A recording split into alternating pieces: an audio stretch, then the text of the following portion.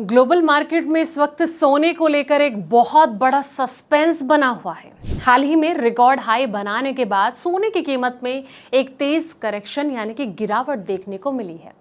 कुछ लोग इसे प्रॉफिट बुकिंग यानी कि मुनाफा वसूली का सही मौका मान रहे हैं, तो कुछ को डर है कि कहीं कीमतें और नीचे न चली जाए। आखिर बाजार की इस बड़ी उथल पुथल के पीछे कौन सी ताकतें काम कर रही हैं? क्या गोल्ड अभी खरीदना सही है? अगर आप भी सोने में 1 रुपए भी लगाने की सोच रहे हैं तो रुक जाइए दोस्तों। पहले उन 4 फैक्टर्स को समझ लीजिए जो आने वाले दिनों में सोने की किस्मत तय करने वाले हैं। चलिए जानते हैं। नमस्कार, मैं हूं आपके साथ संध्या बिष्ट और आप देख रहे हैं द इकोनॉमिक टाइम्स हिंदी। दोस्तों, सोने और चांदी के बाजार में इस समय काफी दिलचस्पी मूवमेंट वाला जो है वो नजर आ रहा है। ग्लोबल मार्केट में जो हालात बने हैं उन्हें सीधे तौर पर गोल्ड प्राइस का असर डाला है।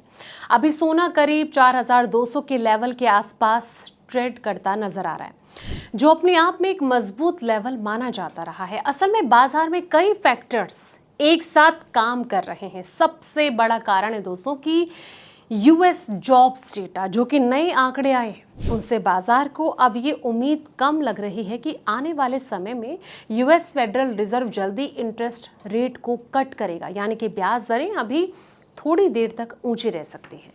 लेकिन दूसरी तरफ डॉलर इंडेक्स है, इसमें हल्की गिरावट भी जो है देखने को मिली है। डॉलर कमजोर होता है तो आमतौर पर गोल्ड मजबूत होता है, और यही चीज यहाँ भी देखने को मिली है, और इसी वजह से गोल्ड को थोड़ा सपोर्ट मिला है दोस्तों, और कीमतें ऊपर बनी रही। इसके अलावा ग्लोबल मार्केट सेंटीमेंट और गोल्ड की वॉलेटिलिटी भी आगे की दिशा को तय करेगी। अगर पिछले हफ्ते की बात करें तो वहां गोल्ड में अच्छा खासा करेक्शन देखने को मिला था। अब कीमतें करीब $3,940 तक गिर गई थी, लेकिन वहां से जो बाजार ने जोरदार वापसी करी यानी कि यू टर्न लिया, और लगभग $250 की तेजी इसमें देखने को मिली, यानी कि बाजार में अब भी बहुत ज्यादा वॉलेटिलिटी बनी हुई है। चांदी की बात करें तो वहां भी मजबूत मूवमेंट देखने को मिला है। चांदी करीब $55 से लेकर $63 के बीच घूमती नजर आई है, यानी कि लगभग 12 से 13% का मजबूत रैली देखने को मिली है। यह दिखाता है कि मेटल्स में अभी भी निवेशकों की दिलचस्पी जो है वो बनी हुई है दोस्तों। और एक्सपर्ट मान रहे हैं और ये भी कह रहे हैं कि अब ना तो जॉब डेटा उतना मजबूत इम्पैक्ट डाल पा रहा है, और ना ही इंटरेस्ट रेट को लेकर डर पहले जैसा रहा। डॉलर इंडेक्स भी जो है पहले 101 रुपए था, और वो अब फिर से नीचे आकर 101 के आसपास आ गया, यानी कि डॉलर का दबाव थोड़ा कम हुआ है, और इसी वजह से बाजार में एक तरफ का बैलेंस बनता नजर आ रहा है।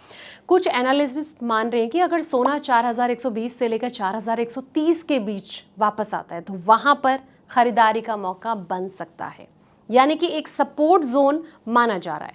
भारतीय बाजार की बात करें तो वहां भी जो है गोल्ड में हल्की खरीदारी वापस आती दिख सकती है। करीब 1,46,350 के आसपास सोने में फिर से खरीदारी देखने को मिल सकती है। तो दोस्तों, कुल मिलाकर अभी बाजार एक रेंज में घूमता नजर आ रहा है, ना बहुत तेजी है और ना बड़ी गिरावट। नीचे की तरफ करीब 233 और ऊपर की तरफ 240 के आसपास चांदी के लेवल बताए जा रहे हैं। ऐसे में कहा जा सकता है कि गोल्ड और सिल्वर दोनों ही इस समय वेट एंड वॉच मोड में है, और ग्लोबल संकेत मिलते जुलते हैं, इसलिए बाजार भी अभी साफ दिशा नहीं पकड़ पा रहा है। लेकिन अगर आप निवेश करने की सोच रहे हैं तो एक बार अपने फाइनेंशियल एडवाइजर से सलाह ले लें कि क्या अभी निवेश किया जाना चाहिए या फिर अभी रुकना चाहिए, ताकि आपको सही दिशा मिल सके। फिलहाल इस रिपोर्ट में इतना ही। ऐसी पल पल के अपडेट्स के लिए आप बने रहिए हमारे साथ और देखते रहें द इकोनॉमिक टाइम्स हिंदी।